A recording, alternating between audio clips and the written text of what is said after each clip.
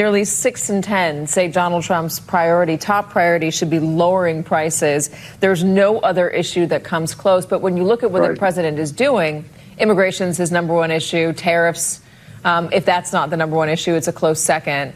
Prices are not being benefited by either one of those things. If the president were to turn it around and focus entirely on cost cutting and affordability, would these numbers change? Well, look, I think that what Donald Trump is dealing with is, he runs on only I can solve it, that I can do this. I'll end the war in 24 hours. So once you've established that, to tell people they need patience, that this is going to take time, doesn't really parse. It's the same thing with the Epstein files. Does anybody believe if Donald Trump didn't want them released, they'd be released within hours? So, this is the problem with running as an autocrat without any sort of party consensus. And look, elections are ultimately sort of a contract between who you're voting for and who gets elected and what you expect. And Donald Trump has just failed to deliver on every end. And even on immigration, they've so overplayed this with these horribly ugly scenes out there that what was the only issue he was winning on is now he's underwater with that and keep heading south. Trump, who is already widely unpopular as a president, has decided to attack and invade and take over another nation, a move that is, it seems, about as unpopular as he is. He's not doing himself any favors with starting this new war with Venezuela. And this war, this illegal war, by the way, that Trump just started without any kind of congressional approval, has already drawn plenty of comparisons to George W. Bush's invasion of Iraq in the early aughts. However, times were very different back then. And Bush had one thing that Trump didn't and still does not have, and that was a uniting, inciting incident. George W. Bush had September 11th. He had a fearful and desperate and confused American public. He also had an ignorant American public. We didn't have social media back then. We didn't have YouTube. We didn't know collectively what the United States had been doing in the Middle East all along in our name. So when a foreign entity from the Middle East attacked us, we genuinely had no idea why. And I know that's hard to believe now, especially if you weren't around back then, but broadly speaking, we really had no idea why anyone would hate us so much that they would attack us the way that they did. And Bush, to his credit, offered us a very patriotic explanation, a very simplistic explanation, one that the American people could rally behind because it represented everything that we already believed in and stood for. He told us that they hated our freedom, so now we have to go protect that freedom. And in my opinion, he also banked pretty significantly on a little bit of racism, just a little bit. None of the September 11th attackers were from Iraq, but that was a country that Bush decided to invade anyway. The American people probably just saw brown people attack us, so we had to attack other brown people. Saudi Arabia, Iraq, same thing, basically. And the American people rejoiced. We questioned very little back then. We criticized our allied critics like those pesky French people, and George W. Bush saw his approval ratings skyrocket. He wasn't very popular at the start of his first term. There were deep concerns about his fitness for office and his level of competency, which I know sounds ridiculous now. For a president who had won the presidency on a technicality without having won the popular vote and maybe without even having won the electoral vote, he easily won his re-election in 2004. Prior to that, in March 2003,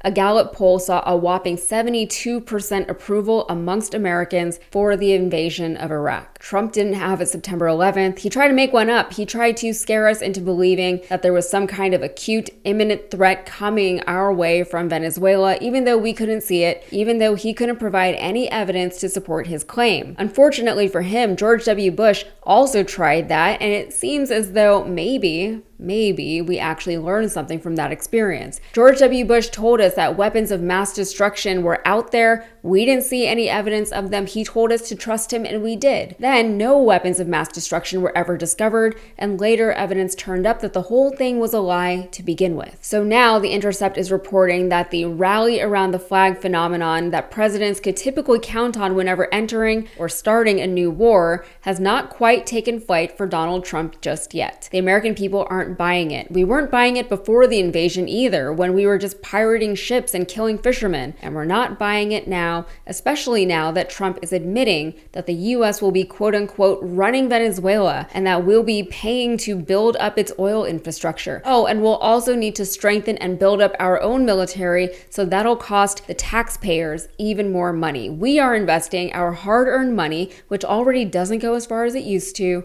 into ventures that are designed to make more money for our government and for a handful of corporations, with little to no promise that it will actually make our everyday, day-to-day lives better or even more manageable. It's part of the authoritarian playbook, though. People will accept less for more if they believe their safety and security is at stake. So if the authoritarian can convince people that there's some kind of external or honestly even an internal threat, then the authoritarian government essentially gets free license to do whatever it needs to in order to neutralize that threat. So here's what The Intercept had to say. In the aftermath of his attack on Venezuela, 3 flash polls conducted by separate outlets found that more Americans oppose the war than support it. Support for the war is sharply split along party lines. Only about a third of Americans support it. The underwater polling for Trump's war is a result of a polarized electorate, the president's hyper-partisan governing style, the lack of an attempt to push Congress and the public to back the war, and the absence of any 9/11 style tragedy that could have been used to justify the attack, observers said. So basically what I already said.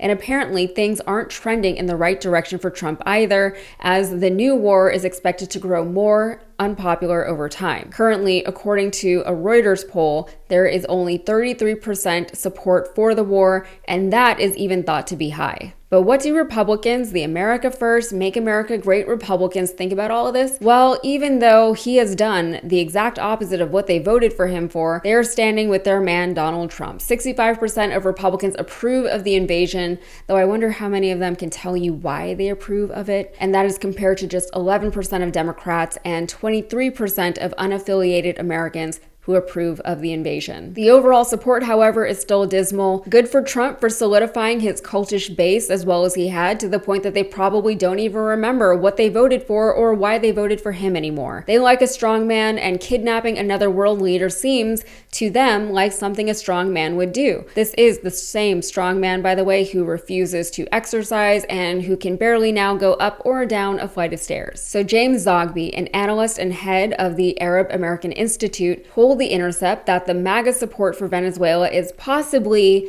not reliable. He said, "This is not a support base as much as it is a cult. The question is this sustainable? Is there going to be something that pops the bubble? That would be if this turns out to be a bloody mess." The other question, however, is, so what if it isn't sustainable? So what if Donald Trump does not have the support from the American people or from Congress for this war that he has already entered us into? He's already done it. He could just keep doing it. There are no real ramifications against this government and administration doing whatever it wants to do, not just here in this country, but around the world. We are entering into what I fear will be a dark time in American history, as Trump and his most vocal lackeys, J.D. Vance, Stephen Miller, Marco Rubio, embrace a far more openly imperialistic era for our country. All right, that's it for me. If you got anything out of this, please like the video and subscribe to the channel for more. Thanks.